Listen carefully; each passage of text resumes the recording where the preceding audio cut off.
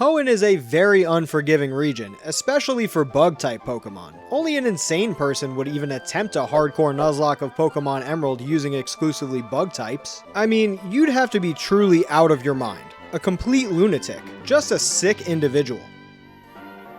Anyways, let's get started. For some inexplicable reason, Surskit isn't available in Pokémon Emerald, and by inexplicable, I mean obvious, and by reason, I mean money. But thanks to Professor Birch's connections to the black market, he's able to hook me up with one in the place of the usual starter Trico. Luckily for me, that's the only time I'll require the services of an underground exotic animals dealer, because after getting Strider, I can capture my own bugs the rest of the way. Monarch the Wurmple evolves into a Silcoon, meaning I can catch Silk the Cascoon in the Petalburg Woods and evolve both of them into a Beautifly and a Dustox before the first gym. Just outside of Rustboro, I capture Cicada, and while the team of 4 seems like more than enough to take on Roxanne, her rock Pokemon present a real issue for us. I know there are plenty of bugs that love to hide under rocks, but most of mine would be crushed immediately. Monarch knows the move Absorb and has a great special attack stat, but if any of Roxanne's Pokemon hurl a boulder at her, she's gonna get splattered. She's able to one-shot the first Geodude, but I actually need her to get hit by the second one. A Harden ensures a non-critical hit Rock Tomb won't knock her out, and then the speed drop means Nosepass will be faster than her. The thought process here is the AI generally tends to avoid going for moves like Rock Tomb if they're already faster than their opponent. The thing about theories is that they're theories.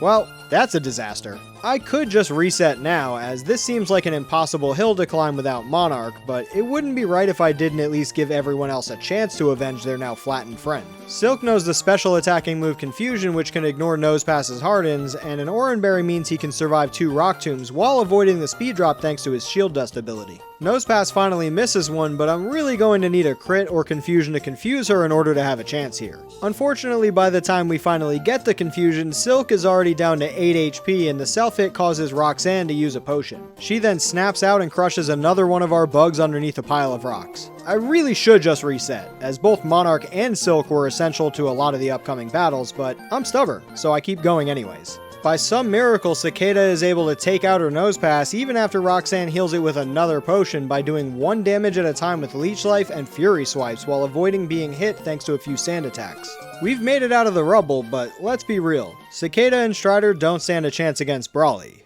right? The best chance we've got is being super annoying. Machop can bulk up over and over again, but if he doesn't land a hit, then it doesn't matter. Well, at least it was a Seismic Toss. Maybe Strider will have better luck avoiding some hits. Well, at least we resist fighting type attacks. He's chipping away with Bubbles, but Machop finally connects with a Karate Chop and Strider somehow hangs on with 1 HP before his Oranberry. Still, 1 more hit and he's obviously done for. Bubble isn't doing much damage. This is about what I expected. Strider is determined to keep the dream alive, apparently.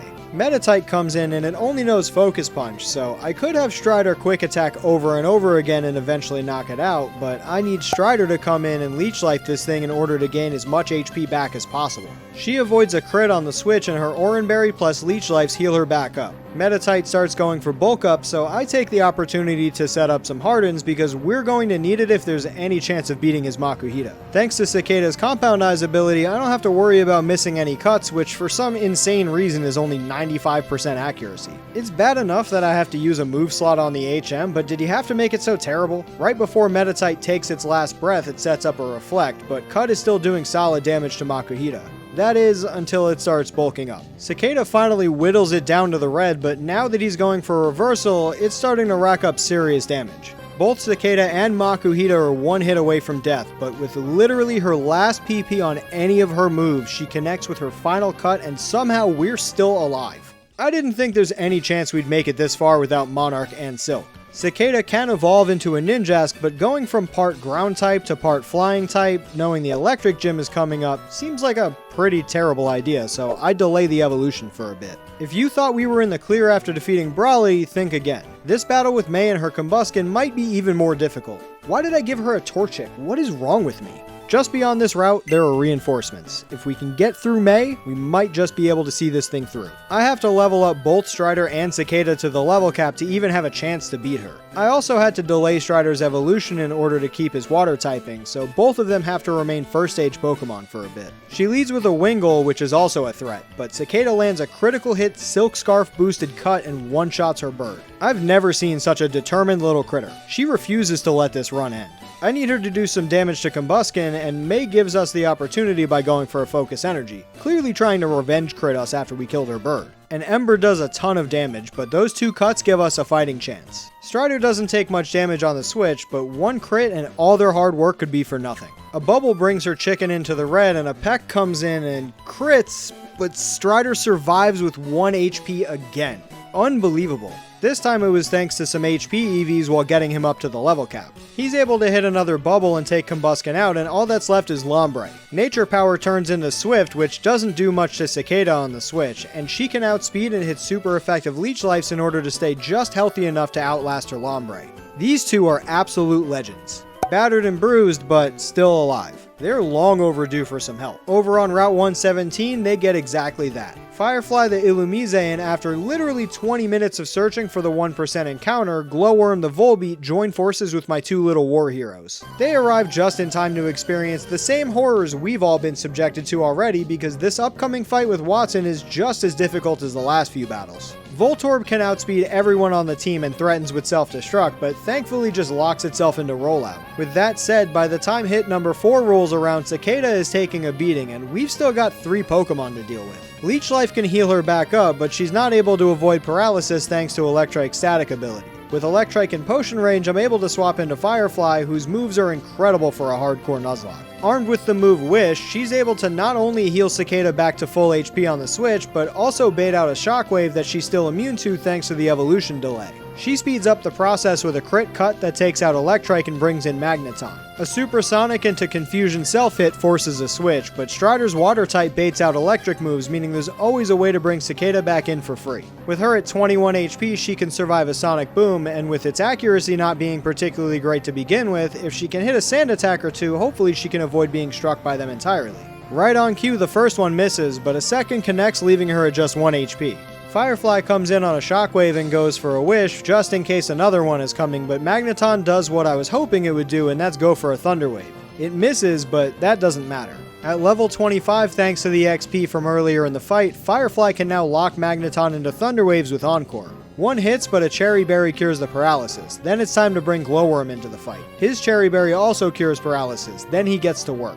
The move Tail Glow means even with his poor special attack, he can start doing some serious damage. Once he starts getting hit, he can self-heal with Moonlight, meaning eventually he can get himself to +6 special attack and full HP and start firing off resisted Thunderbolts. If he could learn any other move at the game corner, that would have made things a lot easier, but nothing is easy for my little bugs apparently. Eventually a crit takes down the Magneton, and now all that's left is Manectric. Since Glowworm is already +6, I can delete Tail Glow for Signal Beam on the level up, and while 2 just miss out on the KO, his Berry prevents Wattson from going for a potion. Glowworm just needs to avoid a crit and break through paralysis, and he does, which means he can connect on a Swarm boosted Signal Beam for the KO. The 2 newcomers are going to fit in perfectly around here, and with Wattson defeated, I can finally evolve Cicada into a Ninjask at level 25, just in time to learn the move Swords Dance. Oh, hello there. Yeah, Shedinja is a bit too broken with its Wonder Guard ability. Sorry, but you'll be heading straight to the PC. Not like it would have been of much help anyways, as the upcoming battle against Maxie and Team Magma is a brutal matchup. Not just for Shedinja, but for all of us. The pain never ends. Even with the Intimidate, Glowworm is able to 2-shot the Mightyena with Signal Beam. This brings in Camerupt, who would be a serious threat to everyone if not for Strider. He's able to learn the move Bubble Beam, which takes out Maxie's Camel. Imagine having your best Pokemon get taken down by some bubbles. Firefly uses yet another incredible Nuzlocke move in Charm to lower Zubat's attack so that Glowworm can safely come in and finish the battle. Okay, we've gotten the Fire type using Evil Team Leader out of the way. Surely now we're going to be able to take a deep breath and relax, right? Yeah, just pain. It was pain everywhere. So we got to keep on pushing through and being resilient. Might as well enjoy ourselves in the hot spring with the locals before we get cooked. I don't really see a way to get out of here without any casualties against Flannery. Someone is going to need to be sacrificed in order to make my plan work. If only there was someone that nobody would miss. Someone whose presence is not just frowned upon, but outright rejected by the group. Someone so unimportant, they don't even get a fun nickname. Strider leads the way, still unevolved as to keep his part water typing, and is able to bubble beam down the Knuckle, Slugma, and Camerupt in one hit. His rampage stops there though as Torkoal comes in. Okay, get in there Shedinja, show them what you've got. For fun, I checked how much damage that would do in terms of percentage, and it equates to 26 to 30,000%. That overheat burns her white herb, meaning the next one will drop its special attack. Strider comes in and uses a move I never thought I'd be using in my life, Water Sport. Torkoal was shocked that anyone would use this move, and it threw her off her game and she whiffs an overheat. This allows Strider to fire off a bubble beam for free, which crits and takes out the Torkoal in one hit. Well, that makes things a lot easier. With his unbelievable performance through the first half of the run, he's finally rewarded for his hard work and evolves into a Masquerain. While the additional teammates and evolutions were very helpful, we're still a pretty frail group. We're going to need some help. Equipped with a stylish pair of Go Goggles, I can head into Mirage Tower and find the Claw Fossil, which I can revive back in Rustboro into Trilobite the Anorith. His rock typing and shell armor ability will really come in handy. No one tell him what he just signed up for. He doesn't need to know what it took to get here. Let's not scare the little guy. After what feels like an eternity, we're finally getting a matchup that isn't filled with super effective moves that can obliterate us in an instant. Norman's normal types are still a problem, but one that we have a much better solution for. Cicada can outspeed everything Norman can throw at us, and a Swords Dance means a return can one-shot Spinda. Vigoroth isn't a one-hit KO though, so I'm going to need her to dodge a crit, and she does. Of course she does. After all she's been through to get here, she isn't going to let something like that stop her now. This brings it into Hyper Potion range, meaning she can set up another Swords Dance and one-shot it on the following turn. Linoon meets the same fate, and all that leaves is a measly 670 base stat slacking. Because Cicada can learn Dig, she can safely avoid being hit while popping back up to the surface during truant turns. When Norman goes to heal, I can swap to return, and 2 hits take down the beefy sloth. Even in the easiest gym battles, I've still had to dodge some critical hits in order for the plan to work. Right before reaching Four Tree City, May shows up looking for a fight. This time she's at a severe disadvantage thanks to the rain and the fact that my team isn't 2 unevolved Pokemon anymore. But just when I thought things were finally looking up, I look up and see the next gym is a flying type gym. Because of Surf, I was able to get the Ice Beam TM from the sunken ship, and between Strider and Glowworm, we're able to take down the gym trainers that stand between us and Winona. Like many of the threats that came before, she's armed with a full team of Pokemon that have super effective moves against my bugs. Unlike earlier, we're able to dish out some pain of our own. Strider can one-shot Swablu with an Ice Beam, and for some reason Winona decides to send in her Tropius, who gets the same treatment. Pelipper comes in and loves to spam Protects for no reason, so Firefly is safe to come in and Encore it into Protect, meaning Glowworm can come in and boost his special attack with Tail Glows, which I had him relearn thanks to the move tutor in Fall Arbor Town. A Thunderbolt eviscerates the Pelican, then her Dragon Dancing Altaria comes in. I was really hoping to see Skarmory here, so that's an issue. I send in Strider, who now has the Intimidate ability, meaning an Aerial Ace does a little less than half now. He just needs to dodge a crit, which he does, and a 4-time super effective Ice Beam takes down the Dragon Bird Cloud thing. Strider is truly a master of survival. While she only has 1 Pokemon left, we're not in the clear just yet. Skarmory's Aerial Ace doesn't do much to Trilobite, who will always bait out a Steel Wing, meaning Firefly can safely switch in and Encore it as long as she avoids a crit. After a Charm, I switch into Glowworm, but the Encore ends as he comes in. I don't have a choice, I have to try and set up at least 1 Tail Glow. Instead of a scary Aerial Ace, her Metal Bird decides to Sand Attack us, which is honestly just as annoying. Glowworm is unfazed, but just misses the KO with a Thunderbolt, meaning Winona gets to go for a Hyper Potion. I'm really worried about the accuracy drop, but I just have to power through and hope Glowworm can clutch up and not miss a few Thunderbolts. Not only does he come through, but he lands a critical hit and knocks out the Skarmory from full health. At first, I thought this run was insanely unlucky given how the Roxanne battle went, but clearly the tides have turned at some point and now luck is on our side. Maybe it's their destiny to see this thing through to the end, even though every sign along the way said it shouldn't be possible. At this point, with the opposing Pokemon only getting stronger and my team only getting more tired from having to survive a gauntlet of threatening battles, I know we're going to need some more help. Up ahead, there are the final 2 encounters of the run, and 2 of the more powerful ones. Both of them are locked away in the Safari Zone, a notoriously difficult place to navigate in the Nuzlocke. I'm going to need a secret weapon, and that comes in the form of Pokeblocks. By getting very specific types, not only can I pick from a small pool of natures that will boost stats I prefer to have boosted, but a second one also ensures the wild Pokemon will never flee. This means I'm able to catch both Stag the Pinsir and Hercules... Oh, she's a female Heracross. Okay.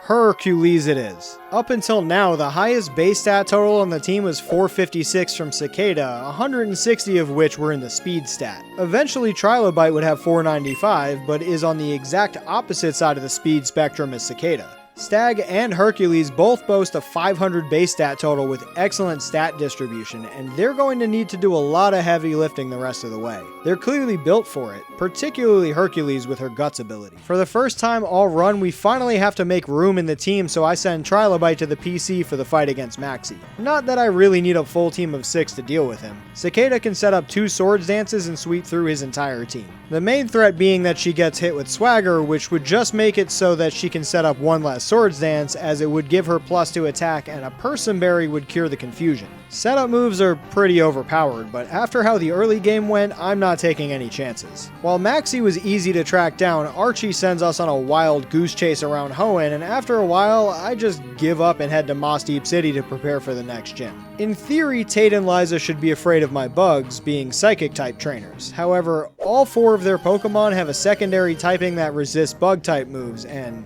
let's be real, Bug-type moves in Generation 3 are still fucking terrible. Once again, it's my team that needs to be afraid. Hercules is pre-burned, and a Guts-boosted Facade takes out the most problematic Pokemon first. Firefly can outspeed Claydol and go for a Light Screen, and both of them resist its weak Earthquake. Strider comes in to relieve Hercules while dodging an Earthquake, which Claydol is now locked into thanks to an Encore. That means when Cicada comes in, the 2 of them can avoid being hit by Claydol and focus on Lunatone, who is busy setting up Calm Minds, which is pretty terrifying. Still, these 2 have been through worse. They're not worried about this dumb rock. Bubble Beam doesn't do much thanks to the special defense boost, but Cicada's Shadow Ball definitely hurts thanks to the Ghost-type move somehow being physical in Gen 3. I'm not sure whose idea that was, but thank you, I guess. Lunatone hits hard with a Psychic into Strider, but once again my Mosquito dodges a crit and takes it out with a Bubble Beam. Solrock knows Flamethrower, but it shouldn't be enough to KO with the Light Screen up for one more turn, so I'm assuming it will go for a Sunny Day and retaliate with a Rain Dance.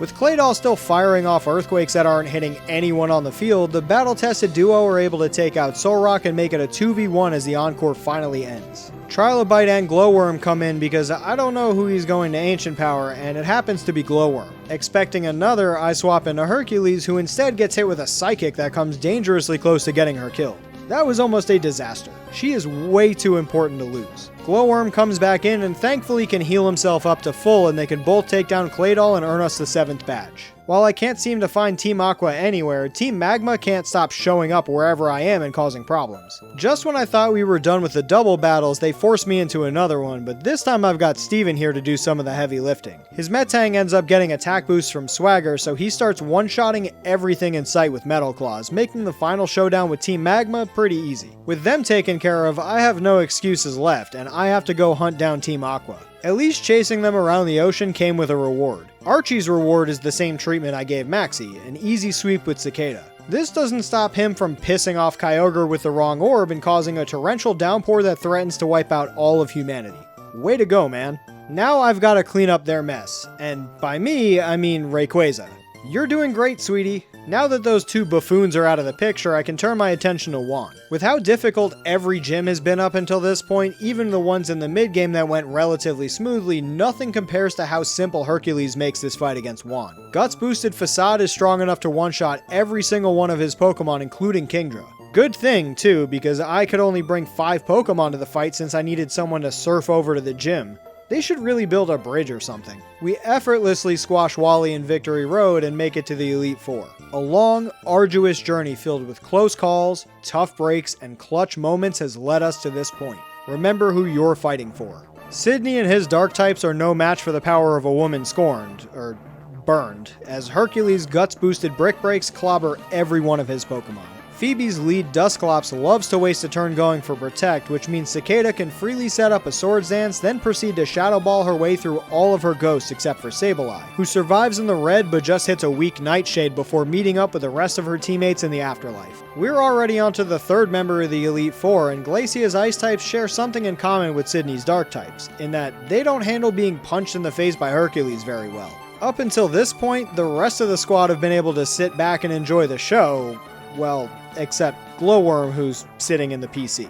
But with Drake, they're going to need to be ready to get involved in the action. Hercules takes the opportunity to set up a bulk up while Shelgon wastes time with a Protect. The attack boost means she can one-shot the incoming Flygon with a Facade as well as Altaria. I was hoping for Kingdra to come in next so I can go for another bulk up, but instead Salamence comes in and an Intimidate mitigates the attack boost. Now Hercules can't KO, so I have to send in Trilobite on a Flamethrower. All I'm going to need for him to do is hit a Rock Tomb, unless he gets flinched 2 turns in a row from Rock Slide. At the worst possible time, luck turned back against us. Trilobite may have been spared from the horrors of the early game, but fate caught up to him eventually. I have to leave him in to be taken out by a Dragon Claw. What's even more heartbreaking is that I need to get in damage on this thing, or a speed drop, or both. Since he didn't, I now have to send in Stag to go on a one-way trip. She outspeeds and connects with a Rock Tomb, but then a Flamethrower hits her hard. Her only way out is a crit, which she doesn't get. Just like the battle with Roxanne, we've lost 2 teammates too soon.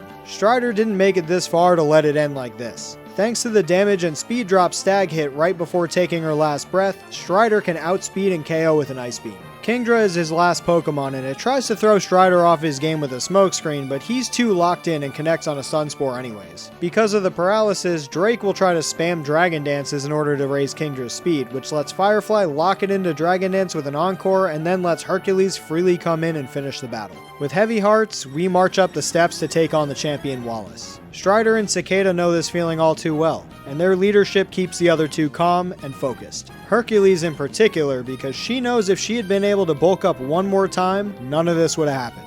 Wailord's move choice here is truly anyone's guess, but either way, Hercules needs to go for a bulk up. The incoming Double Edge does decent damage, but she retaliates with a Facade that takes it out. Whiscash comes in next and it can't do much, so Hercules is able to get off that second bulk up that she wasn't able to before. Her Citrus Berry keeps her healthy enough to keep going. Tentacruel is obliterated by an Earthquake. Ludicolo by a Facade. Then Wallace sends in Gyarados. The Intimidate hits Hercules, but this time she was more prepared for it. His last Pokemon is Milotic. Hercules is sitting at 13 HP, and the burn damage is taking its toll. If she can take this thing out in one hit, she'll avoid taking burn damage and make it through the fight. If not, she'll be seeing her friends on the other side.